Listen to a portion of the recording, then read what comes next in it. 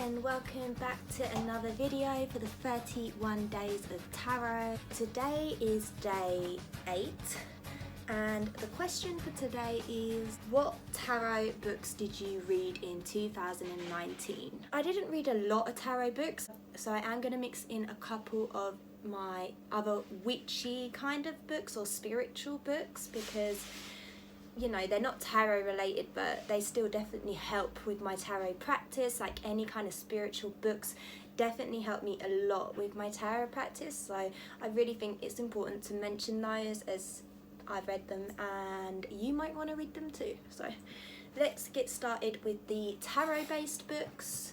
So I think I only have 2, but let's start with my favourite, which of course was this Understanding Tarot.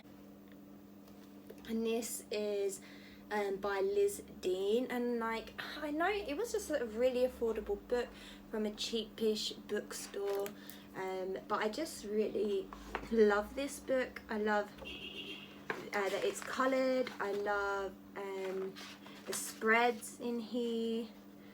I love the information about the history of tarot as well. It's a very easy read, and it's just got so much information. So let's actually look at what I'm flipping through here. You have the traditions of tarot, the tarot symbolism, how to lay the cards, interpreting the cards, and then you have the full index of all the cards and their meanings. And I feel like it also gives you the reverse meanings, which I've noticed with a lot of tarot books, they don't always give you the reversed meanings. And I read reverse cards, so I always love to see how people interpret the reverse tarot cards, because everybody reads the cards differently, and that's what's, for me, the fun thing about reading tarot books is I get to see how other people use the cards, how they're reading the energies, and maybe feel inspired by that, you know, awaken something within me, and I'm able to then have a similar understanding of the card. And so this, I definitely feel it is very simple, easy to read. So definitely if you're starting out in tarot, I highly recommend this book. You know, I just don't have too much time, especially at the moment and in the last couple of years, really, to read a lot. So I can't get too stuck into a guidebook style reads, but this is like a real quick thing, and you can just reference back to it when you're doing spreads, or when you're maybe stumped on a particular card, like, or you just want to have a different perspective on that card. So it's really good for that. And then the second book that is tarot related would be this Tarot for the Greenwich. And I believe I picked this up at, I actually picked this up at a metaphysical store. So it always feels good when you buy a tarot deck or a book or crystals actually from a metaphysical store, because then you are supporting these stores which really do need our support, and they're such lovely places to go. Me, my best friend and my sister, we all love taking trips down to our local metaphysical store, because it is like a 25-minute drive, but it's totally worth it. But obviously everything is quite pricey, especially compared to the internet. But like I said, there's nothing more magical than finding something you adore to bring home and make a part of your practice. So this was definitely something I got then, and I did actually purchase this probably the year before last, or even before that, I'm not sure. But I have had this book a while, and I read it a while ago, but I still sometimes go back to it for reference. So they have a lot, like half of the book is actually card combinations. So if you struggle with like combining cards and their meanings, and then this book is great for that, because if you see, like, all of this is card combination meanings. So, oh no, there's more. All of that. So it's basically half of the book is the mixing of cards, so it is great for that. And then what's that at the end? It does have a worksheets right at the end as well, so if you're into like worksheets, if you're still learning the tarot and you don't have your own tarot journal, then you might find something like this really useful. And then of course it does have all the meanings, but what I will say is I don't like that they've changed the names on some of the cards, which it's obviously referring to a particular deck, probably the Greenwich tarot, I imagine. So this card is meant to obviously be the Empress, but it's called Earth Mother or the Lady. But they haven't even like made a note that it is also the Empress. Like here, they've made a note that it's also the Emperor. So that sort of thing is quite confusing, especially for newbies. But they do have keywords and they have the reversal meanings as well, which again is really handy. So I recommend this, but maybe I use this one more. I do like them both, and I'm not wanting to give them up or anything. Okay, so then I did just want to really super quickly dive into a few more books that I felt definitely did help me with my spiritual practice, i.e. my tarot practice, because they all kind of encompassate together. So the first book that I definitely want to comment on, and I think I even read this in the late 2018, but that doesn't really matter because I didn't have a channel back then, so I'll never mention this book if I don't do it now. And this is The Completion Process by Teal Swan, the author of Shadows Before Dawn, and I literally can't recommend this book enough. In fact, I can't recommend the teacher, the spiritual teacher who wrote this book enough. Her name is Teal Swan, and she is just literally such an amazing, beautiful soul who has come here to help us like step out of our pain and into our power, follow our joy. Like, this is about going into the depths of what is our pain and what is holding us back and releasing that. And I still got quite a long way to go with the completion process myself. It's something I think she recommends that you do it with a practitioner or a spiritual friend. So I'm yet to dive into that work, and because it's really intense.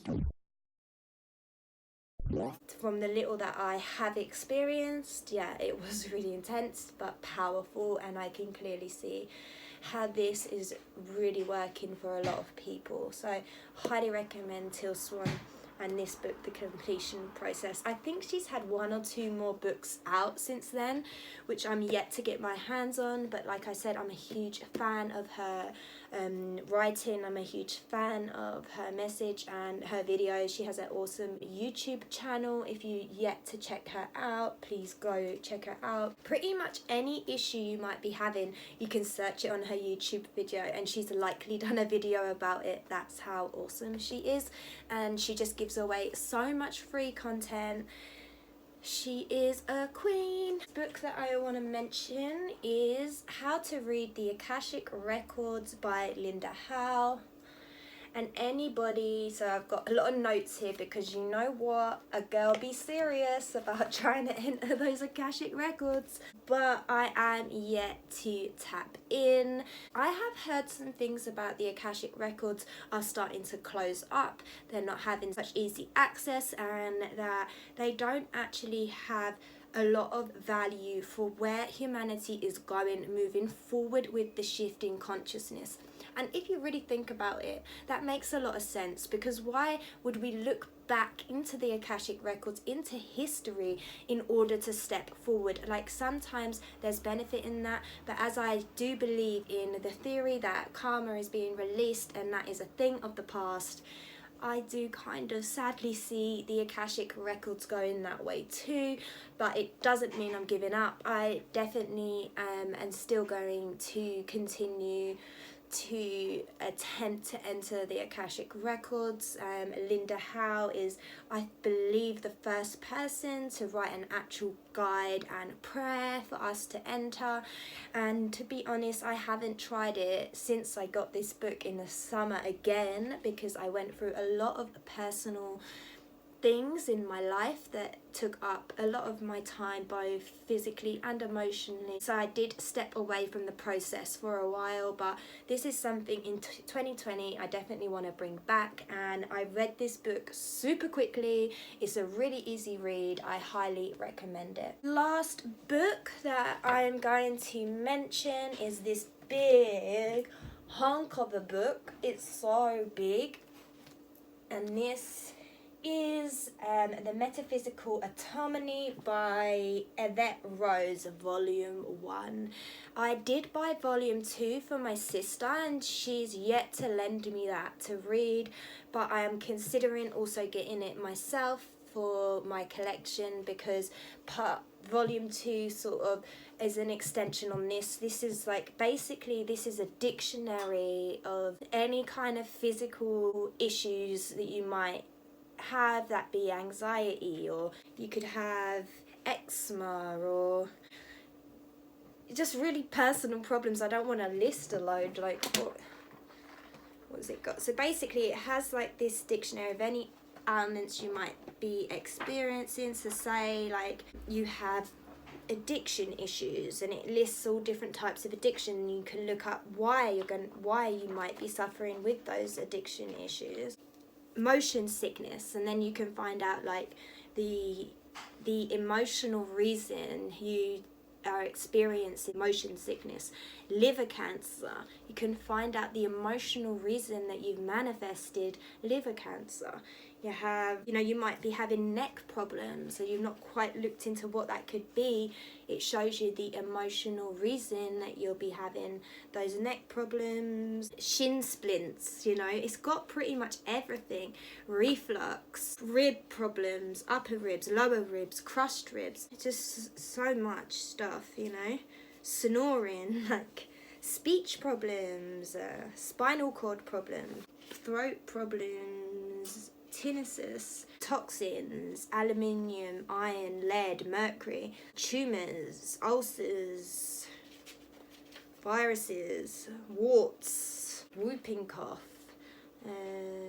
So I'm just listing a load of symptoms, but literally there's so many symptoms in here, and then it will find the emotional cause.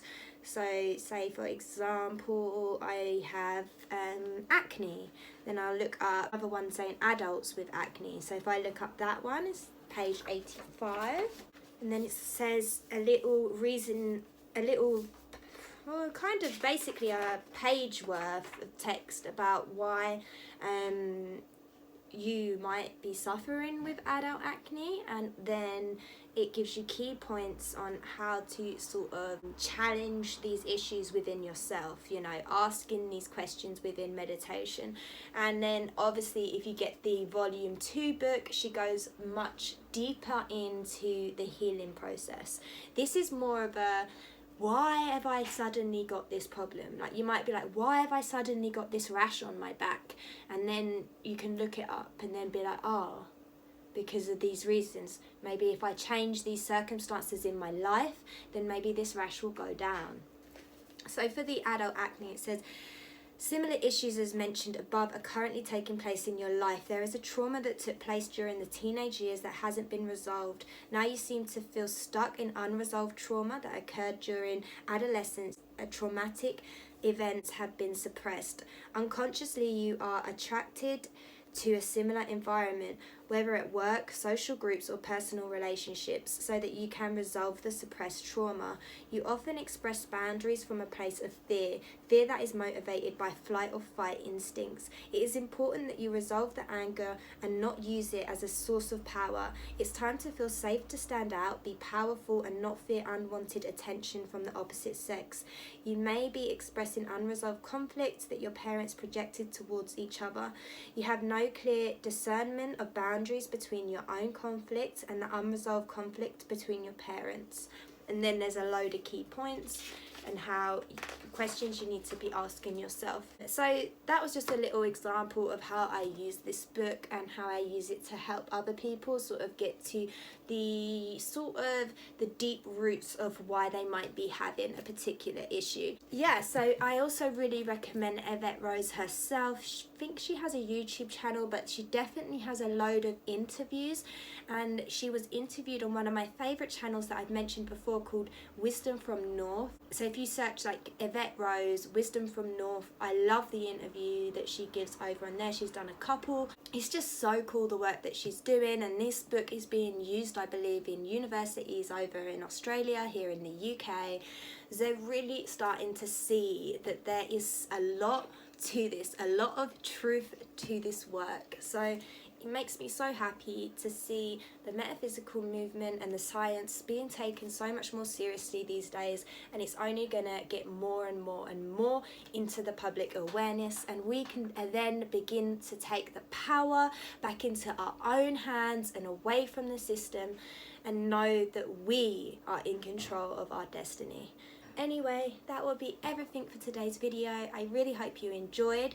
If you did, let me know. If you have any comments on any of these books, maybe you've read them yourself, definitely let me know below, or any suggestions for books you feel like I'd really enjoy. That would be awesome. But again, I will see you tomorrow for the